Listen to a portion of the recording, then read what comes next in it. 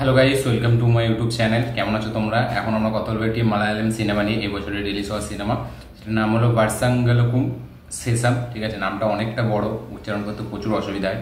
তো এই সিনেমাটি দেখলাম। এই সিনেমাতে আপনারা প্রিয়দর্শনীকে দেখতে পেতে চলেছেন লিড চরিত্রে, মানে ফিমেল লিড হিসাবে।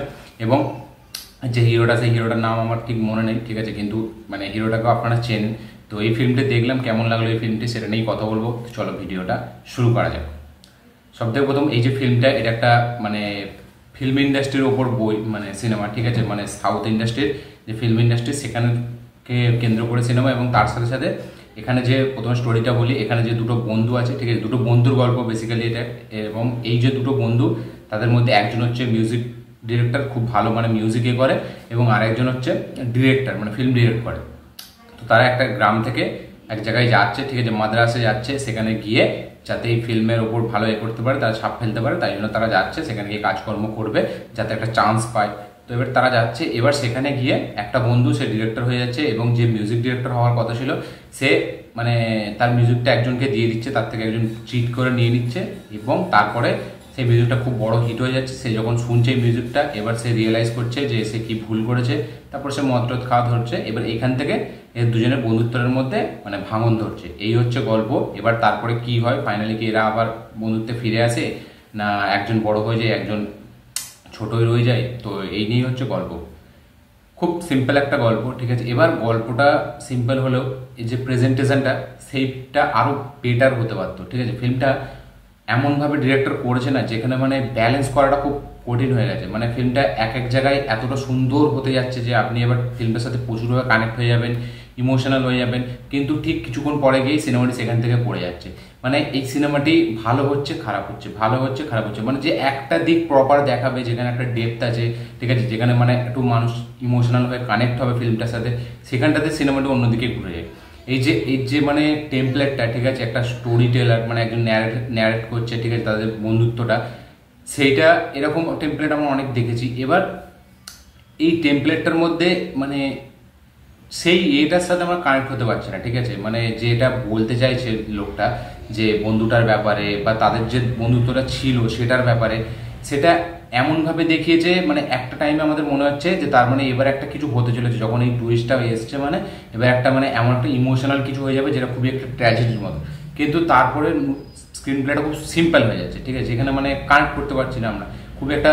যেখানে আমরা ভাবছি স্ক্রিন প্লেটা মানে আরও এঙ্গেজিং হবে, ঠিক আছে, আরও জটিল হবে, কমপ্লেক্স হবে, সেখানে গিয়েই স্ক্রিন প্লেটা খুব সিম্পল হয়ে যাচ্ছে। এবং এখানে যে আমাদের মেন ক্যারেক্টার, যে মেন যে হিরোটা, ঠিক আছে, সে এখানে আস্তে আস্তে সাইডে চলে যাচ্ছে।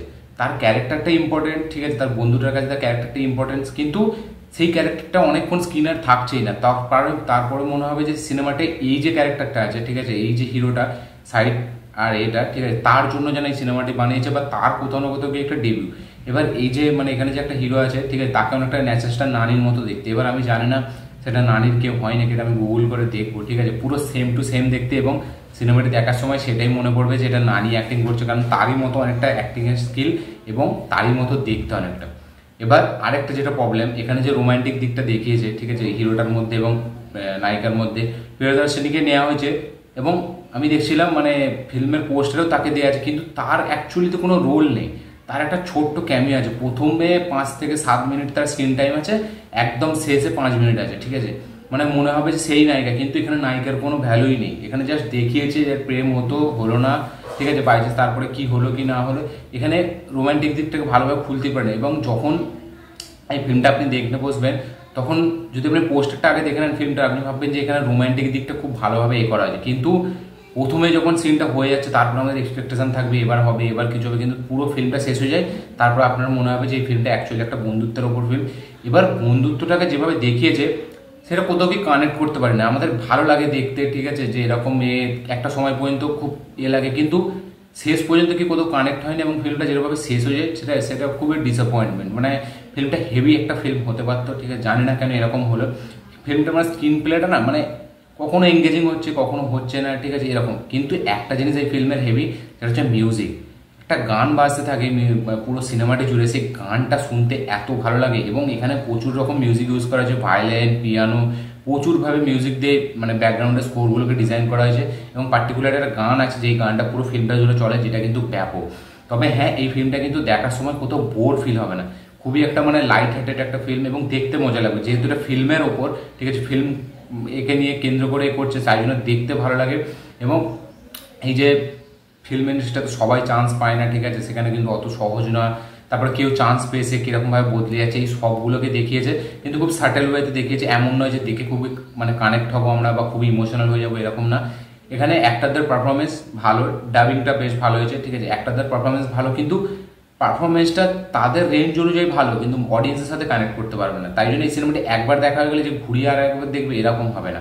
ফিল্মটা এরকমই ফিল্ম করেছে, মানে শেষ পর্যন্ত ওভারঅল ফিল্মটাকে ব্যালেন্স করতে পারেনি, অনেক জায়গায় ব্যালেন্স করতে পারেনি। এবং ফিল্মটার যেটা সব থেকে মানে নেগেটিভ, সেটা হচ্ছে এই ফিল্মটার রানিং টাইম। মানে রানিং টাইমটা এতটা লম্বা, 2 ঘন্টা 40 মিনিটের রানিং লেন্থের ফিল্ম এটা, যেটা মানে আরামসে কাট করে কমানো যেত, ঠিক আছে। কিছু কিছু সিন মানে যেখানে মনে হবে যে না এবার একটা টুইস্ট অ্যান্ড টার্নস আসবে, প্লটটা ঘুরবে, সেখানে কিছুই হচ্ছে না, সেখানে জাস্ট নর্মাল রেখে দেওয়া হচ্ছে, ঠিক আছে। তো ওভারঅল ফিল্মটা একটা সুন্দর ফিল্ম হয়েও সুন্দর হলো না, ঠিক আছে, ওয়ান টাইম ওয়াচই হয়ে রয়ে গেল। ফিল্মটা কিন্তু পোটেন্সিয়াল ছিল হেভি একটা ফিল্ম হওয়ার, স্ক্রিন প্লেটা আরও বেটার হতে পারতো, ঠিক আছে, যেভাবে চলছে তার থেকেও বেটার হতে পারতো।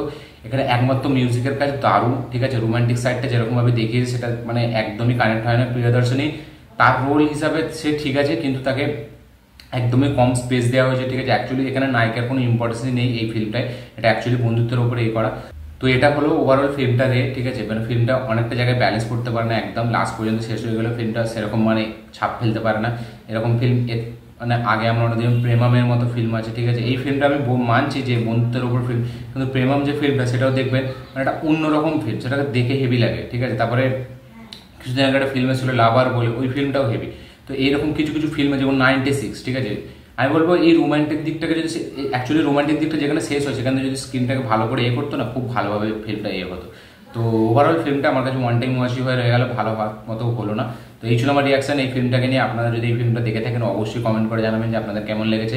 যারা যারা দেখেননি দেখতে পারেন, একটা মোটামুটি decent one time watch film, এবং দেখে অবশ্যই কমেন্ট করবেন যে আপনাদেরও কেমন লেগেছে। আমার এই ভিডিওটি ভালো লেগে থাকলে অবশ্যই লাইক শেয়ার কমেন্ট করুন। চ্যানেলটি নতুন হলে চ্যানেলটিকে সাবস্ক্রাইব করুন, বেল আইকনটি প্রেস করতে ভুলবেন না। দেখা হচ্ছে পরের ভিডিওতে, ততক্ষণের জন্য বাই।